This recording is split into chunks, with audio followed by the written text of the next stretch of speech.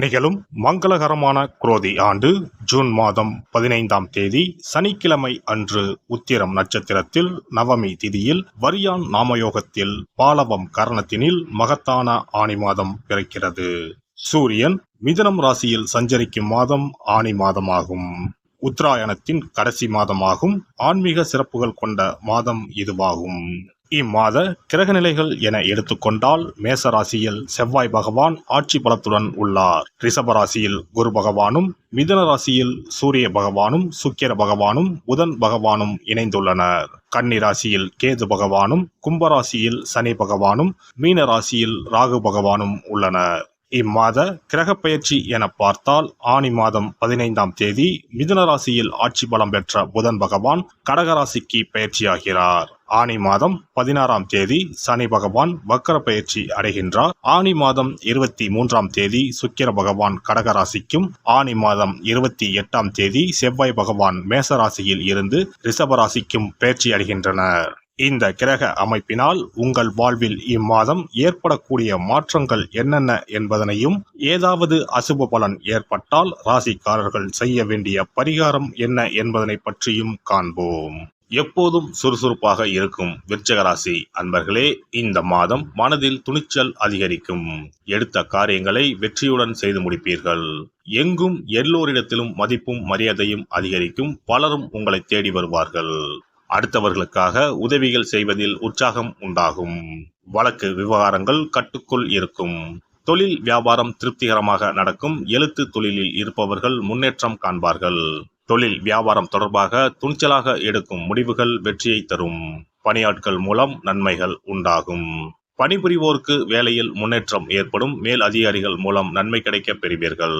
சக ஊழியர்கள் உங்களை அனுசரித்து செல்வது மனதிற்கு மகிழ்ச்சியை தரும். குடும்பத்தில் சந்தோஷமும் மன நிம்மதியும் இருக்கும். உறவினர்கள் நண்பர்களின் ஆதரவு கிடைக்கும். பிள்ளைகளிடம் நிதானமாக பேசுவது நல்லது. வழக்கு விவகாரங்களை தள்ளி போடுவது நன்மை தரும். புதிய ஆடை ஆபரணங்களை வாங்கி மகிழ்வீர்கள். பெண்கள் இம்மாதம் துணிச்சலுடன் எதையும் செய்து வெற்றி பெறுவீர்கள். உங்கள் உதவியை நாடி பலரும் வருவார்கள். சந்தோஷமான மனநிலை இருக்கும். அரசியல்வாதிகளின் பெயரும் புகழும் வளரும். புதிய பதவிகள் உங்களை தேடி வரும். பயணங்களால் நன்மைகள் உண்டாகும். உங்களின் கடமைகளை சுறுசுறுப்புடன் செய்வீர்கள். தொண்டர்களின் ஆதரவுடன் பதவிகளை தக்க வைத்துக் கொள்வீர்கள். உங்களின் வேலைகளில் மட்டும் கவனமாக இருக்கவும். கலைத்துறையினருக்கு புகழும் பாராட்டும் கிடைப்பதில் சற்று தாமதம் ஏற்படும். சக கலைஞர்களிடம் உங்களின் ரகசியங்களை பகிர்ந்து கொள்ள வேண்டாம். உங்களுக்கு கிடைக்கும் வாய்ப்புகளை தக்கபடி பயன்படுத்தி பொறுப்புடன் நடந்து கொள்வீர்கள். மாணவர்கள் போட்டி பந்தயங்களில் துணிச்சலுடன் ஈடுபட்டு வெற்றி காண்பீர்கள். ஊக்கத்துடன் படிப்பது நல்லது.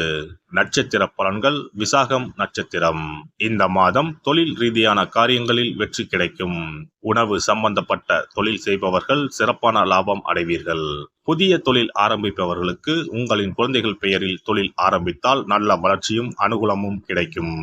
அனுஷம் நட்சத்திரம். இந்த மாதம் உங்களிடம் வேலை செய்பவர்களிடம் கூடுதல் அன்பு செலுத்தவும். கடன் வாங்கியிருந்தால் சரியான முறையில் திருப்பி கொடுக்க ஏற்பாடுகள் செய்யவும். அரசாங்க ரீதியிலான பிரச்சனைகள் வரலாம். உத்தியோகத்தில் இருப்பவர்கள் மேன்மை அடைவார்கள். கேட்டை நட்சத்திரம். இந்த மாதம் பெற்றோர்களின் மூலமாக வேலைகள் கிடைக்கும். உங்களுடன் வேலை செய்பவர்களிடம் அனுசரணையாக செல்லவும். வீணான பிரச்சனைகளும் மனக்குழப்பங்களும் வேண்டாம். விரும்பிய பதவி உயர்வு, பணியிட மாற்றம், சம்பள உயர்வு கிடைக்கும். செவ்வாய்க்கிழமை அன்று மாரியம்மனை தீபம் ஏற்றி வழிபட எல்லா பிரச்சனைகளும் தீரும். மனக்கவலை அகலும். சிறப்பு தொகுப்பு. கழுத்தை நெரிக்கும் கடன் பிரச்சனையால் கஷ்டப்படுபவர்களுக்கு எளிய பரிகாரங்கள் உள்ளன. ருண, ரோக, சத்ரு இந்த மூன்றுமே மனிதர்களை வெல்லக்கொள்ளும். அதிலும் கடன் பிரச்சனை கவலையை ஏற்படுத்தி மனிதர்களை கலங்க வைத்துக் கொள்ளும். கடன் பிரச்சனையால் கஷ்டப்படுபவர்களுக்கு எளிய பரிகாரங்கள் உள்ளன. இந்த எளிய பரிகாரங்களை நம்பிக்கையோடு செய்தால் நிச்சயம் பலன் கிடைக்கும். ஒருவரின் ஜாதகத்தில் 6ஆம் இடம் கடன் ஸ்தானத்தை குறிக்கும். கடன் பிரச்சனையால் இன்றைக்கு பலரும் தற்கொலை செய்து கொள்கின்றனர். சக்கரத்தாழ்வார் அருள் இருந்தால் கண்டிப்பாக கடன் பிரச்சனைகள் நீங்கும். பெருமாள் கோவிலுக்கு சென்று சனி மற்றும் புதன் கிழமைகளில் சக்கரத்தாழ்வார் சன்னதியில் துளசி மாலை சாற்றி 12 முறை வலம் வர வேண்டும். ஒவ்வொரு முறை வலம் வரும் பொழுதும் கடன் தீர்வதற்கு மனமுருக நம்பிக்கையோடு வேண்டிக் கொள்ள வேண்டும். தொடர்ந்து 12 வாரங்கள் செய்தாலே கடன் பிரச்சனை தீர்ந்து மன நிம்மதி ஏற்படும். மேசராசியில் பிறந்தவர்கள் தயிரை கொண்டு இனிப்பு பலகாரம் செய்து ஒவ்வொரு வெள்ளிக்கிழமையும் மாலை வேளையில் பசுவுக்கு கொடுத்து வர கடன் பிரச்சனைகள் தீரும்.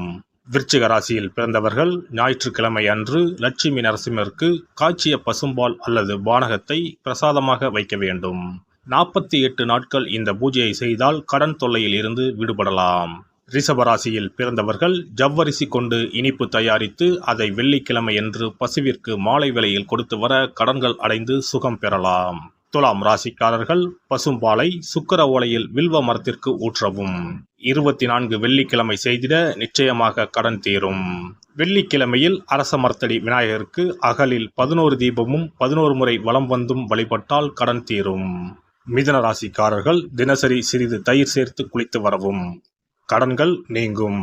மாலை வேளையில் சூரிய தரிசனம் அஸ்தமனத்துக்கு முன் செய்து வரவும். கன்னி ராசிக்காரர்கள் சனிக்கிழமைகளில் உளுந்து வடை தானம் செய்யவும். அதை நீங்கள் உண்ணக்கூடாது. மேலும் துளசிக்கு தினசரி நீர் வார்த்து ஒரு மண் அகலில் நல்லெண்ணெய் விளக்கேற்றி வைக்க ருண நிவாரணம் பெறலாம். கடகராசிக்காரர்கள் ஒவ்வொரு ஞாயிறும் சிறிது வெள்ளக்கட்டியை ஓடும் நீரில் விழவும். கடன்கள் வெள்ளம் போல கரைந்துவிடும். சிம்ம ராசியில் பிறந்தவர்கள் ஒவ்வொரு சனிக்கிழமையும் அரச மரத்தடியில் மண் அகலில் நல்லெண்ணெய் ஊற்றி கருப்பு திரி கொண்டு 8 விளக்குகள் ஏற்றி வர கடன்கள் அழிய வழி பிறக்கும். மகர ராசிக்காரர்கள் சனிக்கிழமைகளில் எள்ளுருண்டை செய்து பலருக்கு தானமாய் கொடுத்து வர கடன் தொல்லைகள் நீங்கும். கும்பராசிக்காரர்கள் வியாழன் மாலை 6 மணிக்கு குங்குமப்பூ சேர்த்த பாதாம் கீர் செய்து மகா விஷ்ணுவுக்கு நிவேதனம் செய்து முதலில் தான் அறிந்துவிட்டு பின்பு மற்றவருக்கும் தானமாய் கொடுத்து வர கடன்கள் மலமளவென அடைபடும்.